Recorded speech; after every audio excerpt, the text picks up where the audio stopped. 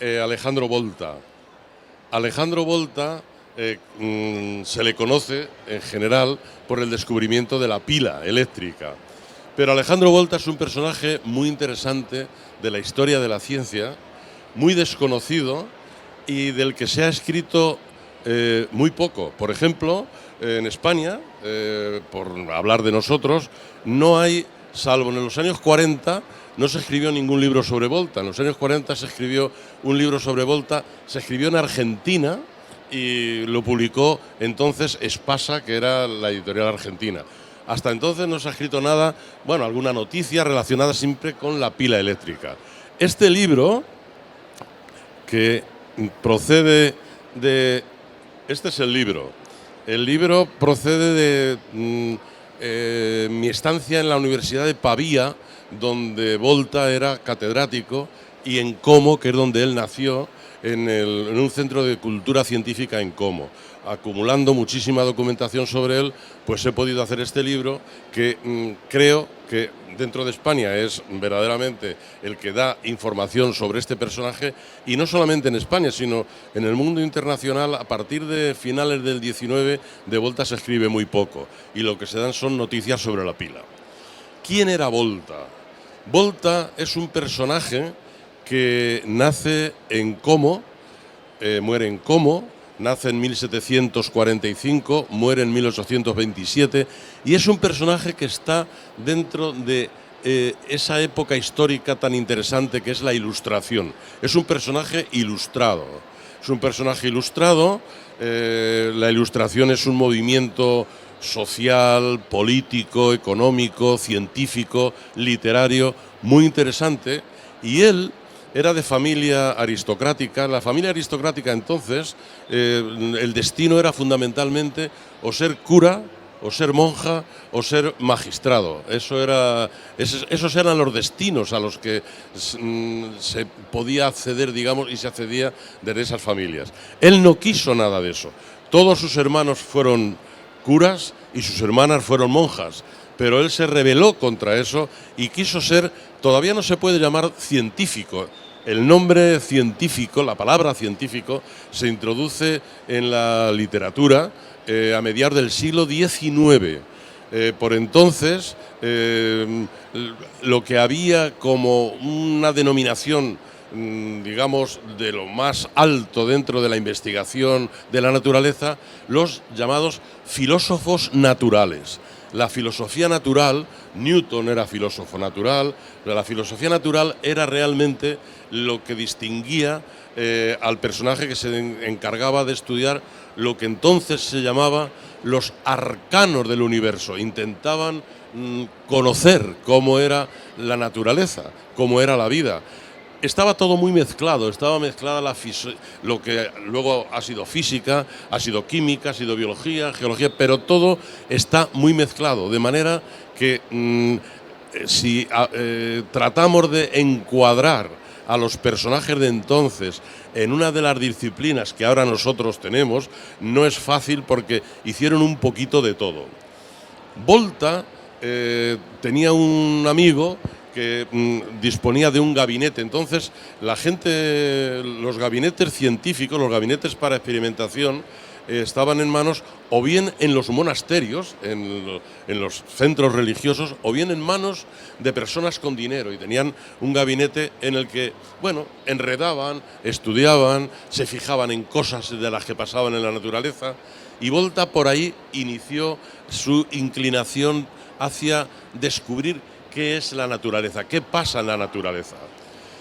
En ese proceso, él lo que intenta es ser filósofo natural. O sea, él hubiera querido ser filósofo natural.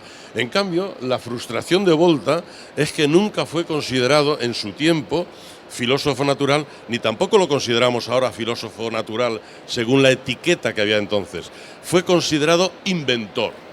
Cuando se hacen memorias de él, cuando muere, cuando hace la información que da sobre la pila, siempre se habla de él como un inventor. Y a él no le gustaba ser inventor, o sea, a él le gustaba, creía que era algo más que inventor, pero realmente ha pasado a la historia como un inventor, pero un inventor nada más y nada menos que de la pila eléctrica. La electricidad, en la época en la que Volta empieza a enredar, solamente se manifestaba por fenómenos de atracciones y repulsiones y calambres y descargas. Eso era lo que había entonces. Los fenómenos electrostáticos. Los fenómenos electrostáticos, que eran los que permitían ver que había cuerpos que estaban cargados eléctricamente, que se repelían, que se atraían. Se cierra un poco la electrostática con una contribución que Volta empieza y que la termina Coulomb. Volta intenta medir la fuerza con la que los cuerpos eléctricos se atraen y se repelen. Él no lo consigue del todo, pero inicia el proceso. Me dicen que faltan 3 minutos. Entonces, inicia el proceso lo termina Coulomb, que es el que hace verdaderamente la medida de las fuerzas electrostáticas, y lo que hace Volta, lo que viene a raíz de la pila eléctrica es la electrodinámica, la corriente eléctrica. Esa es la gran contribución de Volta a la historia de la ciencia eléctrica. Volta lo que contribuye a los inicios de lo que va a ser al final la electricidad como una ciencia física. Entonces no habían los conceptos de voltaje, de potencial, de carga, de atracción, de repulsión, eran conceptos básicamente antropomórficos, basados en la atracción y repulsión de las personas, de los animales, las fuerzas de las cosas. Y a mediados del siglo XIX, ya muerto Volta, se empieza a organizar conceptualmente y matemáticamente la ciencia eléctrica. A partir de ahí, ya la corriente eléctrica entra dentro de una dinámica científica total, ya son verdaderos científicos y físicos, y con la contribución que hace Maxwell, finalmente la electrodinámica queda establecida como una auténtica ciencia eléctrica. Volta, en cambio, no le dio tanta importancia a la pila. Volta intentó más trabajar sobre los gases, que entonces era muy importante trabajar sobre los gases, sobre la presión, sobre la meteorología. Es uno de los primeros que hace tablas meteorológicas sobre el descubrimiento de sustancias. Descubre el metano, por ejemplo.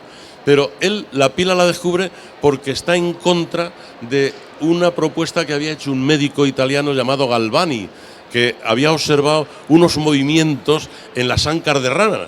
Y Galvani proponía que había en los animales y en las personas una electricidad inmanente, que teníamos electricidad nosotros. Volta dice que no, que la electricidad es externa. Y entonces es cuando él diseña la pila. Pero una vez que ha diseñado la pila, no se dedica mucho más a la electricidad, se dedica más a las otras cosas que le gustaban. O sea que realmente la pila es una reacción contra Galvani, pero una reacción contra Galvani que luego pues ha tenido la gran repercusión que tiene la pila eléctrica y la electricidad. Así que bueno, me voy a parar porque ya me han dado los 3 avisos. O sea que si queréis. Creo que hay algún tiempo para preguntar algo. Es el turno de preguntas, me dicen. Es el turno de preguntas.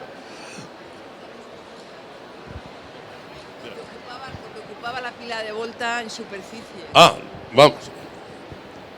La pila de... Una pregunta que le hice. Sí, pero para que Esta... Sí, que la haga. Que nos comentes, Antonio, la extensión que ocupó la pila de Volta. La extensión física. Sí, en superficie. La pila de Volta es esta. Esta es la pila en la Universidad de Pavía, en el Departamento de Física Alejandro Volta. Están la mayoría de los trabajos que él hizo. Además, hicieron un templo, lo llaman el templo voltiano, y ahí está la pila. Esa es una foto que yo hice de la pila de Volta. Y esta es la pila. La pila lo que tiene es un metal, una sustancia como empapada de ácido o de agua, otro metal, y así sucesivamente. Al poner en contacto unos con otros, esto ponías aquí la mano y te daba un calambre. Ahí no ha salido la rana, porque es la rana de Galvani, esa es la rana. ¿Qué pasaba con esa disposición de la pila? Que eso duraba un pispás, o sea, se gastaba enseguida. él no hizo la difusión que se hace de esa pila tan extensa que aparece en la bibliografía. Eso lo hizo Davy, Humphrey Davy. Humphrey Davy es el que hizo una especie de batería, ya lo llamaba batería porque eran muchas pilas puestas en el suelo, 200 o 300 pilas, y eso era una batería. A partir de ahí es cuando ya se empieza a hacer, pues, pero la pila realmente es eso, esa es la pila de Volta. Él era, no me ha dado tiempo a decirlo, pero él era una persona de una vida era muy frivolón, Volta. Consiguieron, como su familia eran todos curas y monjas, estaban muy preocupados porque no se casaba. Entonces, al final consiguieron que se casara como mozo viejo ya, con 50 años. Se quería casar con una actriz. Intervino hasta el emperador de Austria para que no se casara con la actriz. No se casó con la actriz, se casó con otra señora, y la señora sobre todo lo que hacía era administrarle las monedas que ponía aquí, porque él empezó con monedas de oro y de plata, y dijo la mujer, no, ahí hay que poner otra cosa más barata, y entonces empezó a poner plomo, zinc, las monedas de oro y de plata no, pero la pila realmente es eso, y no hizo más, o sea, fuera de eso ya no hizo más. Lo que pasa que él ni llegó a patentarla, porque no le dio tanta importancia. Inmediatamente, que esa sí que la conocemos, la pila de Daniel, esa es la primera patente, y ahí ya empiezan a hacer cosas, y hay una cosa que, lo voy a decir aunque me pase un minuto, intentaron hacer pilas secas, no pilas en las que hubiera que reponer esa sustancia que hay que empapar. Y dentro de las pilas secas, eso fue muy interesante, un español, Ramón Gabarró, a finales del siglo XIX, hizo una pila seca, en el libro está, porque la patente de Ramón Gabarró está aquí en el Ministerio de Industria y de Comercio. Esa pila seca de Ramón Gabarró no le dieron ninguna importancia en España, y el que ideó las pilas Duracell que todos conocemos, las hace a partir de la patente de Ramón Gabarró, que la compraron en Nueva York. La patente aquí no se hizo caso de ella, en cambio en Nueva York compraron la patente, y con la patente de Gabarró hicieron la pila Duracell, y fue la primera pila eléctrica que se utilizó en la conquista espacial. O sea que tenemos también ahí un español que no hay que echarlo de menos. Lo que pasa que, en fin, las cosas que pasan. Bueno, pues muchísimas gracias.